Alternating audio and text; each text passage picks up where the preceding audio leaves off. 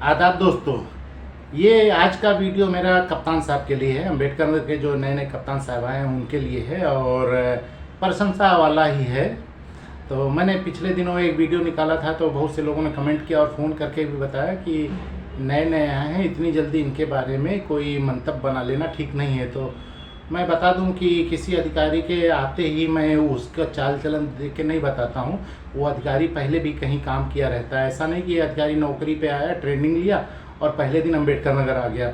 वो कहीं क्षेत्र में काम किए रहते हैं तो वहाँ से फीडबैक लेने के बाद पता चलता है। मैंने उस वीडियो में बताया भी था कि ये इससे पहले कहाँ कहाँ तैनात थे, तो वहाँ से इनके बारे में जानकारी मिली और आते ही इन्होंने अम्बेडकर नगर में भी अपना दिखाया असर कि कैसे किया जाता है। मुलजिमों को 24 घंटे में पकड़ना, चोरी की बड़ी बड़ी वारदात में चोरों को तुरंत पकड़ना, एक कत्ल के बारे में भी बताया था। तो सब लोग जान ही रहे हैं कि रफ़ीगंज चौकी पे 4 लोगों को सस्पेंड कर दिया। उन लोगों ने किसी आरोपी को पकड़ा था और रात में उसको छोड़ दिया, तो अधिकारियों को उसके बारे में अवगत नहीं कराया। तो ये भी कोई खुफिया विभाग से नहीं पता चला था, एक आम जनता में से ही किसी ने खबर दी कि सर ऐसे ऐसे यहाँ पे हुआ है। उन्होंने तत्काल सीओ से जांच कराई, जांच में आ गया कि हाँ ये बात सच है और 4 लोगों को निकाल दिया वहाँ से। अभी फिर दूसरी खबर है कि बसखारी थाने से एक एसआई और एक 112 के सिपाही को उन्होंने सस्पेंड कर दिया। तो काम कर रहे हैं और बहुत फास्ट कर रहे हैं, बहुत अच्छा कर रहे हैं। बस थोड़ा सा दिक्कत क्या है कि इनके काम से, इनके कार्यशैली से इनकी जो छवि बन गई है, जनता इनके साथ जुड़ना शुरू की है। तो जनता दर्शन में जब कोई जाता है इनके पास, तो जनता दर्शन में इनका जो व्यवहार रहता है उस पीड़ित आदमी से, उससे आदमी बहुत खुश होता है। ये पूरी बातें सुनते हैं, उसके बाद उसका संज्ञान लेते हैं, फ़ोन करते सामने वाले को और उस पर रिमार्क करके एप्लीकेशन पे लिख के आगे अपने संबंधित को भेजते हैं और जनता खुश होकर वहाँ से जाती है। लेकिन यहाँ पे एक चीज़ दिक्कत ये है, ये जिसको रिमार्क करके उसको भेजते हैं एप्लीकेशन, उस अधिकारी, कर्मचारी, एसओ, सीओ के दिमाग में ये रहता है कि जनता दर्शन हर अधिकारी लगाता ही है, कप्तान साहब भी लगाए थे, गया होगा तो वहाँ उन्होंने लिख दिया, उसको गंभीरता से नहीं लेता।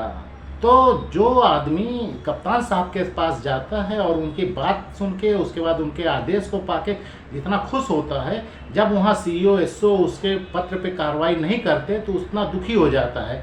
अब जैसे बार बार तो कोई आएगा नहीं, डरते हैं लोग कप्तान साहब के यहाँ दोबारा क्या जाए, अभी कहेंगे लिखा तो था। अब एक महिला है, अहिरौली थाने का मामला है, वो बेचारी आई थी, उसने यहाँ दिया, कप्तान साहब ने लिख दिया थाने पे, थाने पे गई, थाने कोई कार्रवाई नहीं, दोबारा चली आई, वो दोबारा दिया, दोबारा वहाँ गया तो थानेदार ने उसको और उसकी माँ को चालान 151 में चालान कर दिया, मतलब पीड़ित की चालान कर दी कि उसका गुनाह क्या था, वो बार बार क्यों कप्तान साहब के पास चली जाती हो। अरे भैया आप काम नहीं करते इसलिए वो 20, 25, 50 किलोमीटर दूर सफ़र करके जाते हैं लोग, वरना आप काम कर दो तो कप्तान साहब के पास जाने क्या जाता है। कप्तान साहब इसलिए थोड़ी ना बैठे हैं, वो तो हर जगह चौकी है, थाना है, वहाँ ना सुनवाई हो तब कप्तान जाओ, फिर डीआईजी जाओ, फिर डीजीपी जाओ ना, फिर कोर्ट जाओ। लेकिन जब आप नहीं कर रहे थे तो कप्तान साहब के पास, लेकिन 2 बार चले गए तो वो साहब गुस्सा हो गए, उन्हीं माँ बेटी का चालान कर दिया एसओ ने। तो एक घटना तो हो गई। दूसरी एक बहुत अच्छी घटना है और उस पर संज्ञान लेना चाहिए। ये रसूलपुर अलीगंज थाने टांडा में पड़ता है। वहाँ पे शिवनाथ करके गया था कोई व्यक्ति 13 जनवरी को मिलने के लिए, तो उसने एप्लीकेशन दिया और कप्तान साहब ने उसका संज्ञान लिया और सीईओ को लिखा इस पर नियमानुसार कार्रवाई करें। उसका 45 दिन हो गया, हाथ टूटा है, एक्सरे में फ्रैक्चर आया है, सब कुछ है, लेकिन उसकी तहरीर पे मुकदमा दर्ज नहीं हो रहा है। वो बेचारा सीओ साहब के पास ले गया, उन्होंने एसओ के पास भेज दिया, एसओ कह रहे हैं कि सीओ से लिखवा लो, वो आदेश करेंगे तो हम कर लेंगे। वो सीओ के पास जाता, कहना यार एसओ लिखेगा मैं लिखूंगा, आप वहाँ जाओ। तो बेचारा तब से सीओ एसओ कर रहा है कि जाऊँ तो कहाँ जाऊँ, टांडा आता है सीओ के पास, सीओ भेजते हैं अलीगंज थाने पे एसओ के पास, वो भेजते हैं यहाँ, वो आदेश कर दें। अब आदेश कहाँ से आए पता नहीं। तो ये गंभीर प्रकरण है। ये लोग ये जानते हैं कि जन सुनवाई में, जनता दर्शन में लोग जाते हैं तो वहाँ साहब का काम है, बैठे हैं तो लिखते रहते हैं, वो क्लर्क नहीं है को लिखते रहते हैं, लिख दिए तो आप काम करो या ना करो, दोबारा जाएगा फंसा देंगे।